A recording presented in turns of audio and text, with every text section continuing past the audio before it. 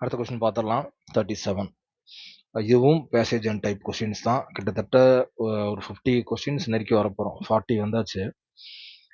எனக்கு தெரிஞ்சு மட்டும் ஒரு 8, 9 கொஸ்டின் பேசேஜ் அண்ட் கொஸ்டின்ஸ்லாம் வந்திருக்கு. இன்னும் ஒரு 50 கேள்வி இருக்கு. அதில் எத்தனை கேட்டிருக்க போகிறாங்கன்னு தெரியல.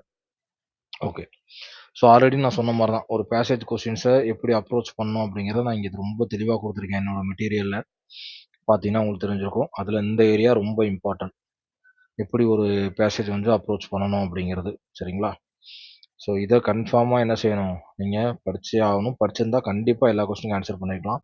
ஃபர்ஸ்ட் இப்போ இந்த பேசேஜை பார்த்துருவோம்.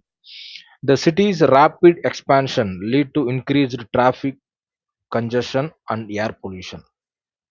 Public transport system were overwhelmed and green spaces were replaced by concrete structures for the growing population.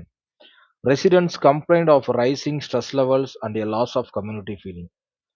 Okay, இது ஒரு என்ன சொல்கிறது, ரொம்ப சிம்பிளாக தான் கொடுத்துருக்காங்க. ஃபஸ்ட்டு இதை ஓரளவு நமக்கு இங்கிலீஷ் நாலேஜ் இருந்தாலே என்ன புரிஞ்சிருக்கும் அப்படின்னா, ஒரு city rapid expansion lead to increase traffic congestion air பொல்யூஷனா, இந்த நகரமயமாதல்னு சொல்கிறாங்க இல்லையா, சிட்டி, அந்த சிட்டி நிறைய எக்ஸ்பான்ஷன் ஆகிறனால டிராஃபிக் நிறைய ஆகுது, ஏர் பொல்யூஷன் நிறைய ஆகுது.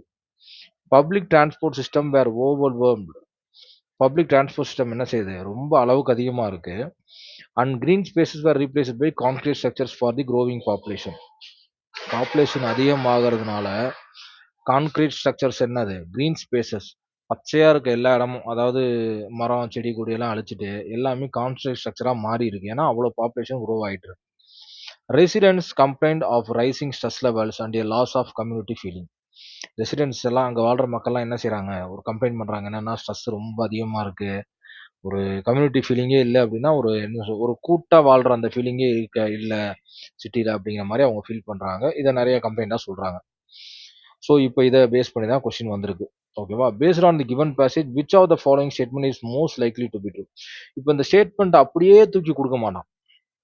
இப்போ அந்த ஸ்டேட்மெண்ட்டில் படித்து நீ என்ன நம்ம பாயிண்ட் ஆஃப் வியூவில் புரிஞ்சு வச்சுருக்கோம், அதுக்கு ரிலேட்டடாக தான் இந்த கேள்வி இருக்கும். ஓகே, ஃபர்ஸ்ட் பாருங்க. த city is focused on preserving it's historical landmark. City வந்து என்ன செய்யுது, ஹிஸ்டாரிக்கல் லேண்ட்மார்க்ஸை பாதுகாக்கிறதுல ஃபோக்கஸ் பண்ணுது.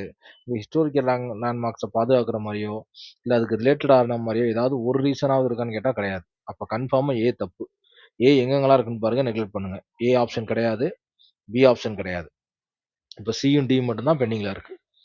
The city is experiencing negative consequences of unchecked growth. City வந்து என்ன பண்றாங்கன்னா, ஒரு நெகட்டிவ் கான்சிக்வன்சஸை மட்டும்தான் அவங்க பார்க்குறாங்க. ஏன்னா அந்த growth-அ அவங்க என்ன செய்யல, செக் பண்ணி பார்க்கல. growth அவங்க கண்ணுக்கு தெரியல. பாசிட்டிவும் இருக்கு, ஆனா அதே சமயம் அவங்க நெகட்டிவ் மட்டும் தான் பார்த்து பேசுறாங்க அப்படின்னு சொல்றாங்க. சிட்டி வந்து அதைத்தான் உணருது, சிட்டியில வாழ்ற மக்கள் எல்லாருமே அப்படிங்கிற மாதிரி சொல்றாங்க. இது ஆப்வியஸா கரெக்ட்.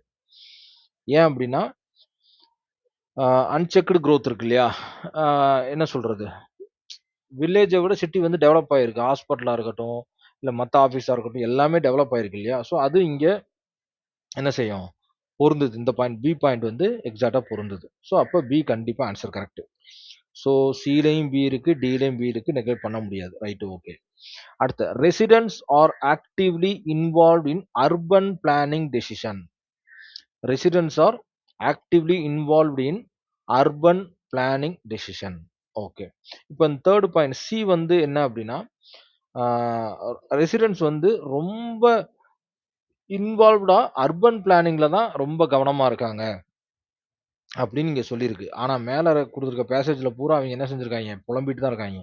அந்த மாதிரி தான் அந்த இதே கொடுத்துருக்கு, அவங்களுடைய வருத்தங்களை தெரிவிக்கிற மாதிரி. ஸோ அர்பன் பிளானிங் டிசிஷனை அவங்கள வந்து பெருசா வந்து 100% சாட்டிஸ்ஃபை பண்ணல. அவங்க ஆக்டிவாகவும் இல்லை அதுல. அப்போ கண்டிப்பா சியும் கிடையாது. அப்போ டி ஆப்ஷனை நெக்லெக்ட் பண்ணிடலாம். அடுத்த சி ஆப்ஷன் மட்டும்தான் இருக்கு. அதை என்ன செஞ்சிடலாம், ஈஸியா குறிச்சிடலாம். The city's infrastructure is struggling to keep pace with its population. இது உண்மை. சிட்டியோட இன்ஃப்ராஸ்ட்ரக்சர் வந்து ஸ்ட்ரகிளிங்கை தான் கொடுக்குது அவங்களுக்கு. ஓகேங்களா? ஸோ அதான் சொல்றாங்க.